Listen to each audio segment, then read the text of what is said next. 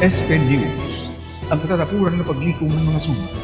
Ng oray iba nga sinasaligan, o diyan kamatuuran, ugan kaupayan ng mga katauhan. Este News, mga notisya nga dikang newsroom and Eastern Summer News Service. Este News.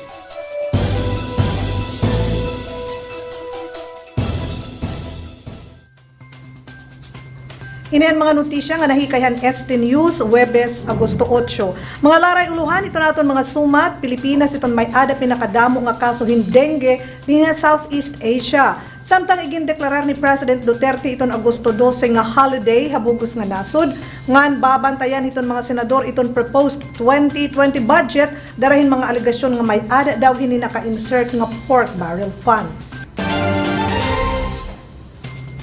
Usa nga institutional recollection concert in bubuhaton sa St. Mary's College din Borongan buwas nga adlaw.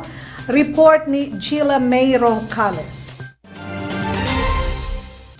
Ang St. Mary's College han Borongan o SMC inagaandam na para han institutional recollection concert na may tema nga Margan Ako, Minahal, Mahusay at Pinalakas ng Panahon na idudumara buwas Agosto 9, 2019 na magtitikang hit alas 5 hiton kulog. Ang institutional recollection concert inahimugso para han mga estudyante hit St. Mary's College hit Borongan nga magkamay-ada hinmaso nga pagtuo hit Ginoo base han vision han eskwelahan.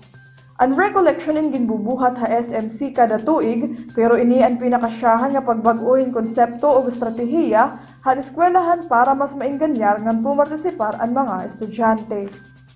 Kasi we all know na millennials hindi sila masyado yung bang sa usual na worship. So, in-integrate namin yung karamihan kasi ng aming mga teachers, syempre mga bata pa. So, we come up with an idea na yung recollection sasamahan natin ng concert type. Para ano siya, para maging mas maka-attract sa mga bata na instead of disco at saka yung recreation ng kanilang gagawin that night, yung mga worship songs.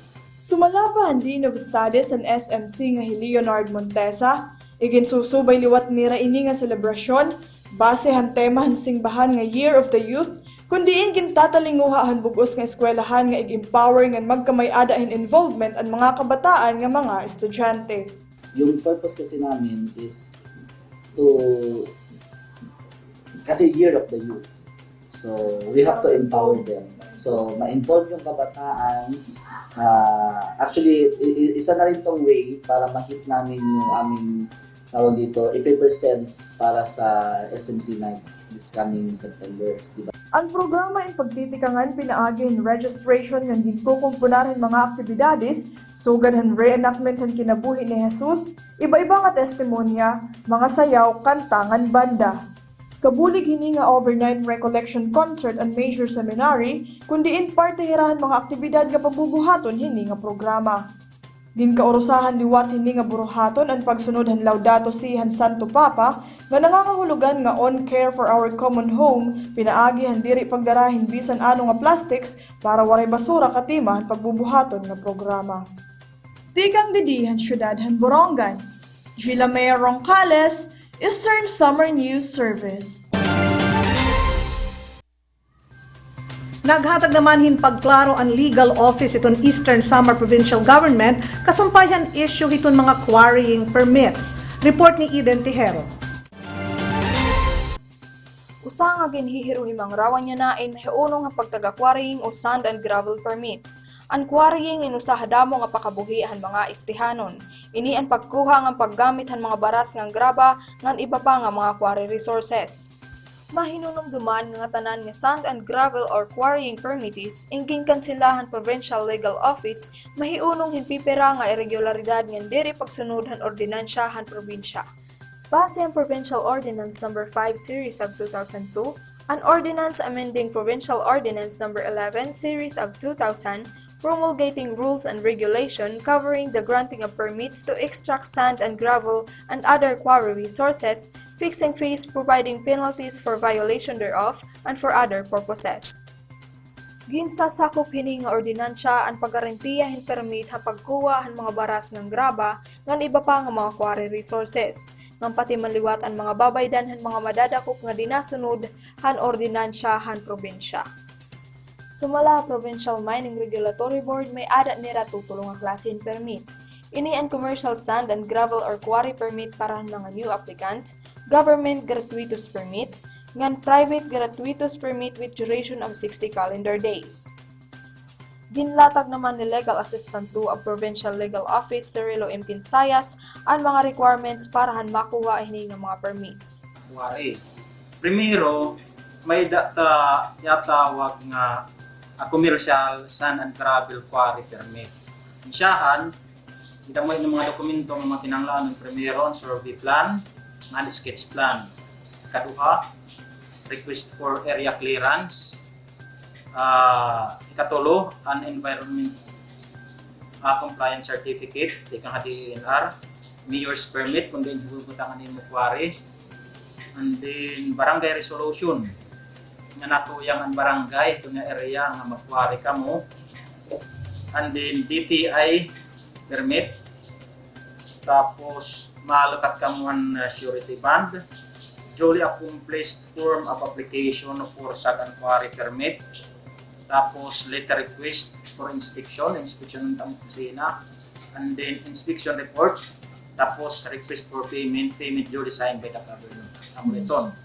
So dahil natin government gratuitous permit, at mga requirement, letter request, address to the governor, tapos program of work, sketch plan, barangay resolution, daman, nag-endorse, tapos tax declaration, tapos verification, tapos request for payment, gratuitous permit signed by the governor. May data naman tiyatawag nga private gratuitous. It atin private gratuitous, good for 60 days leto ni duration. So after 60 days, automatic na iti ma-expire.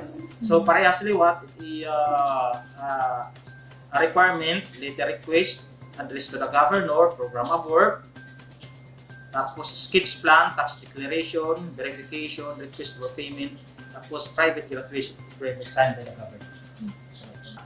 So mala itong aton ordinance, Provincial Ordinance number 5 series of 2002, itong era pag-a-applyan itong office of legal office, provincial legal office. Dugtong panikinsayas kumplituhon laan mga requirements para makakuha ini nga permit ngan diri magbuhat hin anuman nga irregularidad para diri makansila ngan diri makapagbayad hin multa. Sumalahan Provincial Legal Office may ada pala tutulong nga nakapag-comply para makakuha hin permit hini nga quarrying. Tikang Didihan Syudad ng Borongan. Eden Tejero, Eastern Samar News Service.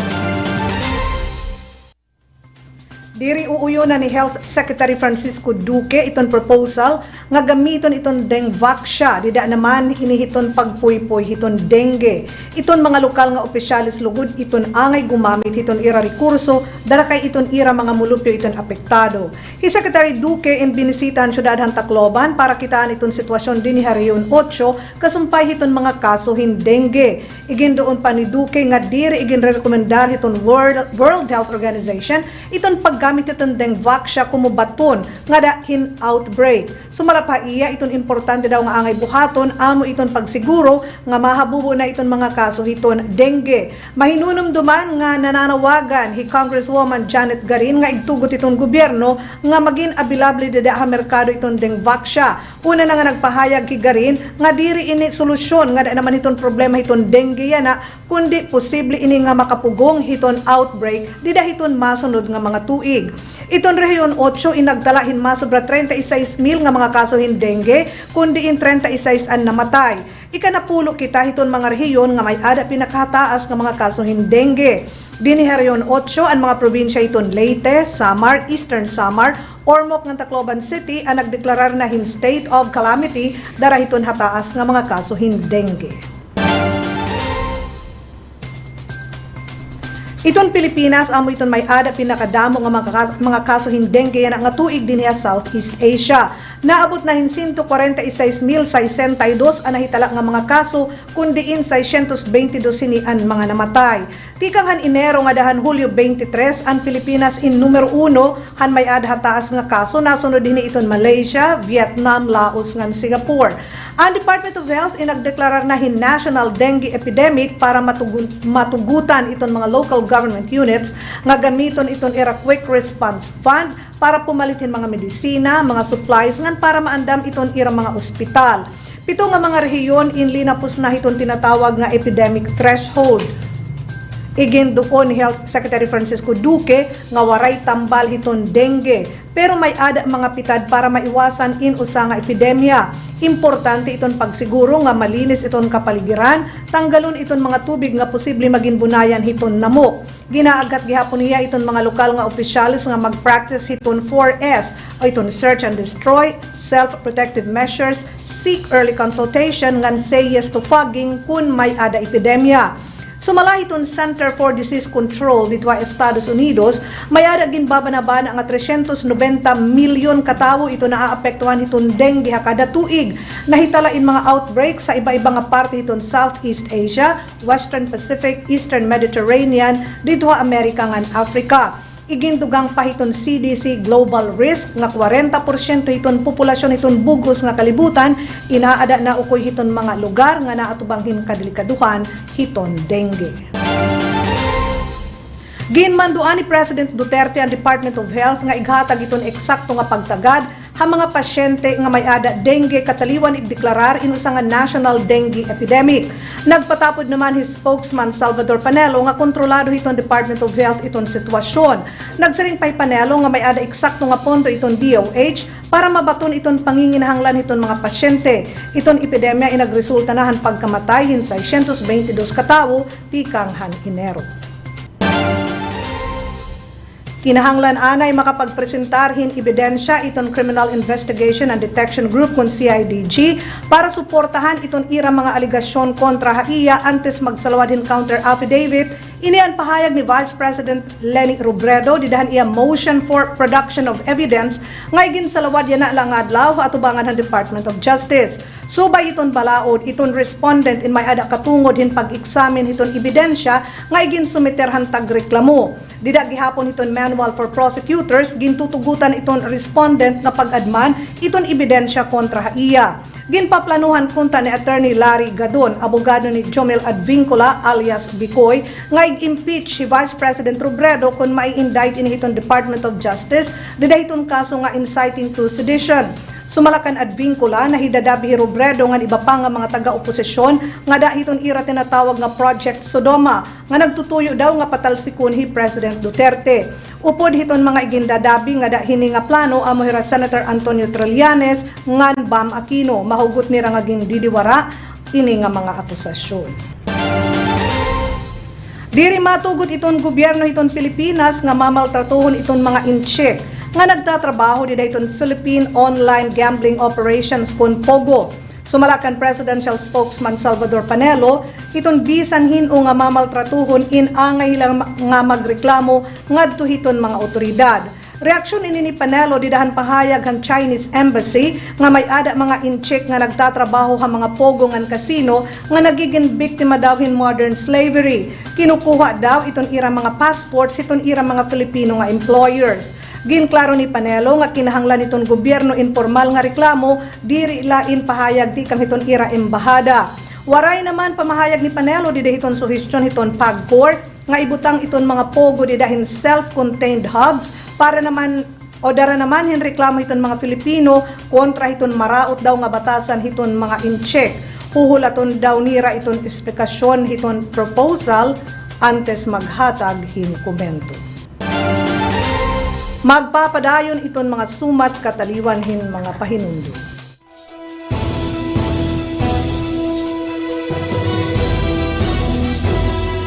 Este News, ang katatapuran ng paglikom ng mga sumat. Ng wala iba nga sinasaligan, o diyan kamatuuran, ugan kaupayan ng mga katauhan. Este News, mga notisya nga dikang newsroom and Eastern Summer News Service. Este News.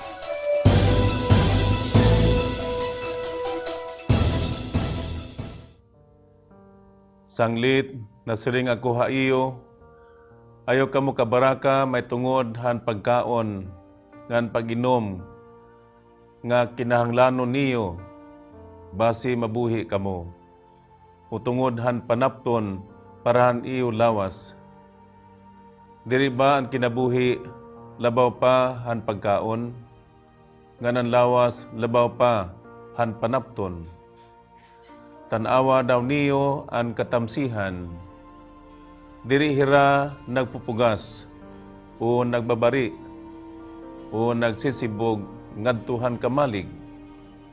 Kundi kinamangnuan hira han amay niyo halangit. Diri ba kamo labaw pa han katamsihan? Hinuman ha iyo in makakapahilaba han iya kinabuhi in bisan la pira ka tuig pinaagi hin pagkinabaraka. Kay ano nga nababaraka kamo may tungod hin panapton. Pag-una-unaa daw niyo ang pagtubo han mga bukad hakapatagan. Diri hira nagbubuhat o naghahablon. Kundi nasiring ako ha iyo, bisan hi Solomon, didan iya pagkamanggaron. Waray panapton nga sugad ka makaruruyag hanusahini nga mga bukad. Kung gipapanaptunan han Dios ang mga banwa hakapatagan, nga buhi yana, ngan pagkabuwas sinusunog hahudno, kamo pa indiri. Pagkaguti ay han iyo pagtuo.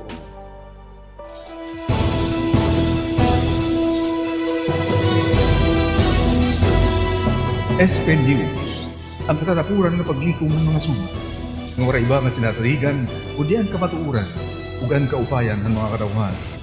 Este News, mga notisya nga dikang newsroom and Eastern Summer News Service. Este News.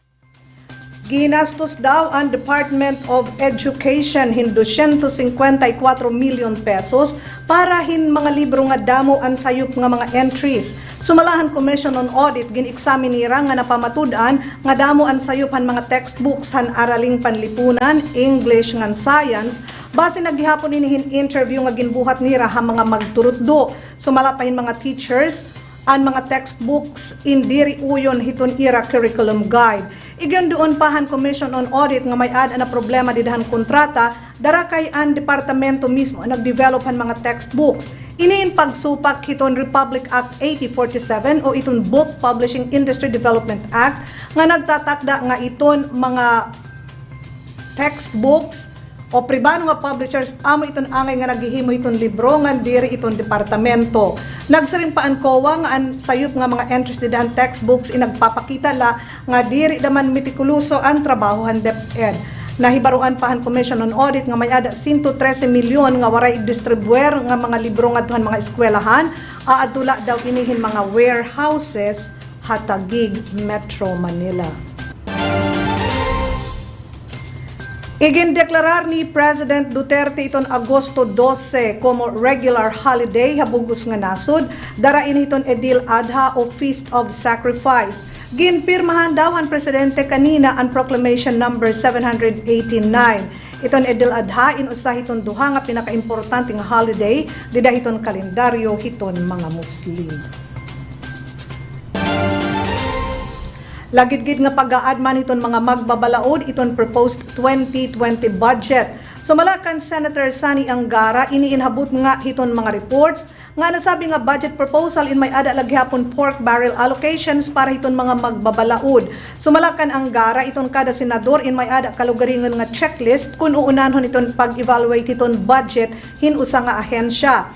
Iton ibaha ira in magtuturoy kung may ada ba items nga masupak kan ruling ng Korte Suprema kontra han PDAF o ang Priority Development Assistance Fund. Mahinunom duman nga igindeklarar han Korte Suprema nga unconstitutional ang PDAF.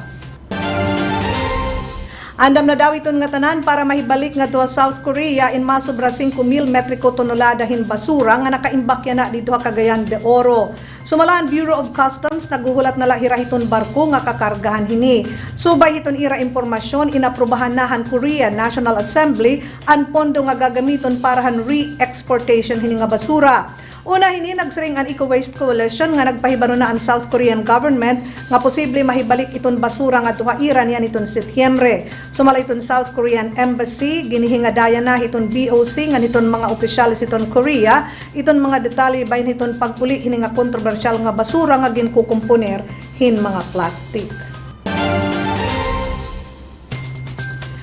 Ngan para iton mga sumati kang halangyaw katapos hin grabe nga heat wave na igo hin makusog nga bagyo an isla hiton Kyushu dito ha Japan nga na sumala hiton mga otoridad duha pa nga bagyo iton posible makaapektuhan na sabi nga isla. Samtang dito hindamo nga mga lugar ha Japan ang mga otoridad in nagpagawas la gihapon hin heat advisory. Sumalahan Fire and Disaster Management Agency 57 katawo na ang namatay, sobra 18,000 ang nadarangad duha mga ospital darahin sobra nga mapaso. Kadak-anhan mga biktima in mga senior citizens nga nangungukoy ha mga balay nga waray mga air conditioning system. Sobraan ka mapaso dito sa Japan han maglandfall ang Bagyo Francisco ha Kyushu kundi usaan namatay. Iton Bagyo Lekima imposible naman nga maglandfall ha Okinawa nga iton Tropical Storm Crossa in makakaapekto gihapon iton Tokyo didahiton Sabado. Sobrahin ka mapaso ang summer yana dito sa Japan nga nakakaisa inhin mga pagkahulop nga bangin bagin pareho kahataas iton temperatura sunod nga summer kundiin bubuhaton iton Olympic Games dito sa Tokyo. Nadakupan mga otoridad inusa nga grupo hin illegal Chinese immigrants dito sa Jeju Island sa South Korea. Sumalahan Jeju Immigration Office 30 nga illegal aliens ang nadiskubre nga naukoy dito hinusa nga balay. Ang 21 nga kalalakin ang nga siyam nga mga babae in illegal nga naukoy dito sa kub na hinupat kabulan mentras nga nagtatrabaho daw dito hin construction sites nga ang iba dito hin mga uma. Nagsiring ang mga otoridad nga posible i-deport ini nga mga incheck dara kay illegal man iton ira estada. Basehan datos iton Justice Ministry nahitala in 13,450 nga illegal immigrants dito sa Jeju Island. Iton mga langyawanon in gintutugutan nga umistar dito hiton isla sa kubin 30 dias bisan kun waray visa. Ngan bas para ito naton weather update nagtitika kusog iton Bagyo Hana mentras nga nati pahirayo initi kang hiton Pilipinas.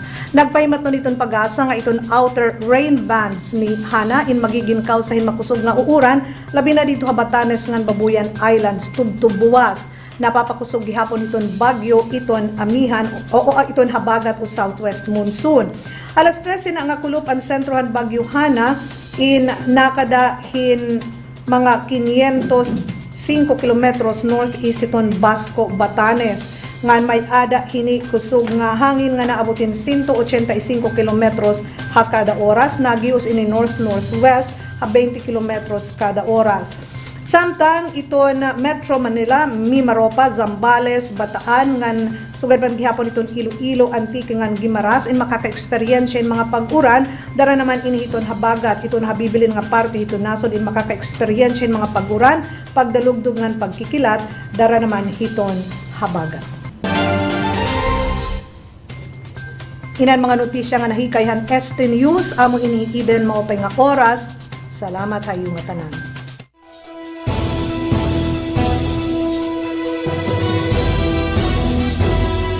Este News, ang katatapuran ng paglikom ng mga suma. Ng iba nga sinasaligan, o diyan kamatuuran, ugan kaupayan ng mga karawhan. Este News, mga notisya nga tikang newsroom and Eastern Summer News Service. Este News.